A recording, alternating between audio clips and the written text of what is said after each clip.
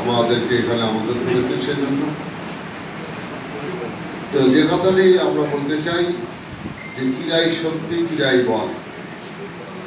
আজকে আমাদের বাংলাদেশের মাননীয় প্রধানমন্ত্রী এবং আমাদের বগুড়া সুযোগ্যের সন্তান জনাব তারেক রহমান ইতিমধ্যে আপনারা দেখেছেন ক্রীড়াকে পেশা হিসেবে উৎসাহিত করার লক্ষ্যে তিনি অনেকগুলো কর্মসূচি হাতে নিয়েছেন। তার মধ্যে একটি নতুন করে স্পোর্টস উদ্বোধন করেছেন। আপনারা দেখেছেন যে স্পোর্টসের মাধ্যমে প্রত্যেকটি শিক্ষা প্রতিষ্ঠানে 8টা করে ইভেন্ট থাকবে। সেখানে শিক্ষক নিয়োগ দেওয়া হবে এবং তাদের পরিচর্যার মাধ্যমে, শিক্ষণের মাধ্যমে সেই খেলাধুলায় তারা ভালো যাতে অংশগ্রহণ করতে পারেন এবং লেখাপড়ার পাশাপাশি খেলাকেও যে পেশা হিসেবে নেওয়া যাবে এটা একটা ব্যতিক্রম পদক্ষেপ করে দিয়েছেন। এবং এটি এই যে 1 বছর খেলবে যে বাচ্চাটি, তার মার্কটা আবার যোগ হবে, অ্যানুয়াল যে এক্সাম হবে তার সাথে যোগ হবে। কাজে এটি অবশ্যই তাকে অ্যাটেন্ড করতেই হবে। এখন যেমন অনেক জায়গায় দেখা যায় যে চিত্রাঙ্কন মার্ক অ্যাড হয় আপনার অ্যানুয়াল এক্সামে, ওইভাবে খেলাধুলার মার্কটাও অ্যাড হবে। এটি একটা দিক। আর ইতিমধ্যে আপনারা দেখেছেন যে আমাদের মাননীয় প্রধানমন্ত্রী জাতীয় পর্যায়ে শুরু করেছেন অবশ্য, যে জাতীয় পর্যায়ে অবসরপ্রাপ্ত খেলোয়াড়দেরকে মাসিক সম্মানী টাকা দেওয়ার ব্যবস্থা করেছেন এবং সে টাকার পরিমাণটা কিন্তু অনেক, 1 লাখ টাকা করে দিচ্ছেন। এটি পরবর্তী পর্যায়ে জেলা এবং উপজেলা পর্যায়েও এটি দেওয়া হবে। তো এই যে উদ্যোগটা নিয়েছেন খেলাধুলার হবে, খেলাধুলার মাধ্যমে দেশকে রিপ্রেজেন্ট করতে পারবে এদেশের খেলোয়াড়রা।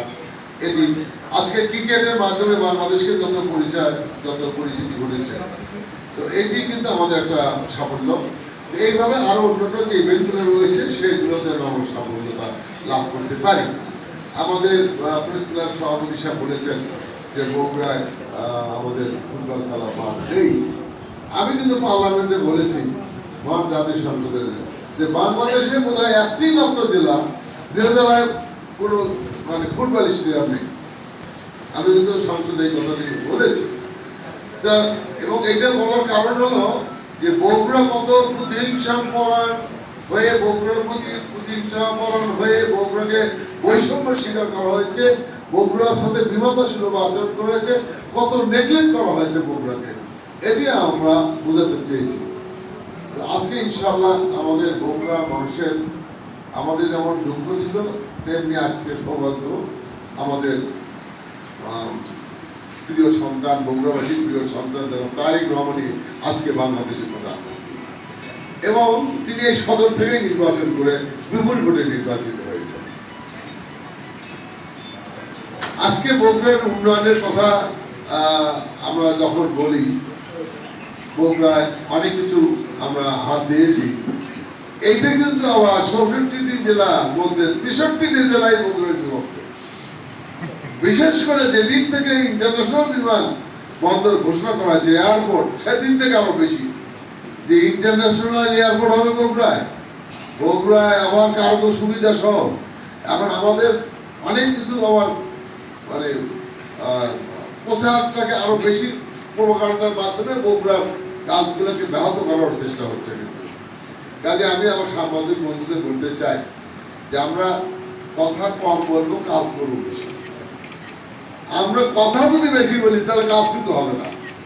সেই জন্য কথা কম, কাজ বেশি। আমাদের অনেক কিছু হবে।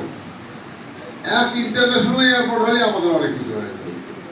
একটি পূর্ণাঙ্গ বিশ্ববিদ্যালয় যেটা হবে এবং ইনশাআল্লাহ এই সেশনই এটিও বিল আকারে আসবে এবং এটি পাস হবে, আইন পাস হবে, যেখানে আপনার মেডিকেল থাকবে, সায়েন্স থাকবে, জেনারেল থাকবে, সব কিছুই থাকবে, কৃষি থাকবে। যে কাজেই এটি আমাদের জন্য বিশাল পাওয়া।